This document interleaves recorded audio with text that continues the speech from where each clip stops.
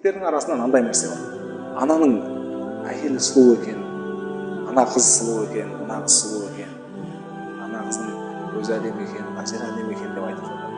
Бірақ мен айтарым, сенің үйіңде отырған келіншегің де біреудің армандап жүрген қызы да ол. Ала алмай қалды оны, сөз сала алмай қалды. Бұл жерде сен біреулерге көз сала берсең, сенің де әйеліңе көз салатындар пайда болады. Өйткені сен өзіңнің әйеліңе көңіл бөлмейсің, өзіңнің әйеліңе қарамайсың. Сосын ол жылулықты сырттан іздейтін болса, проблема сол жерде басталады. Сондықтан ең бірінші ыстықты, ең бірінші жылуды сен отбасыңа беруің керек. Одан кейін өзгелерге айта аласың.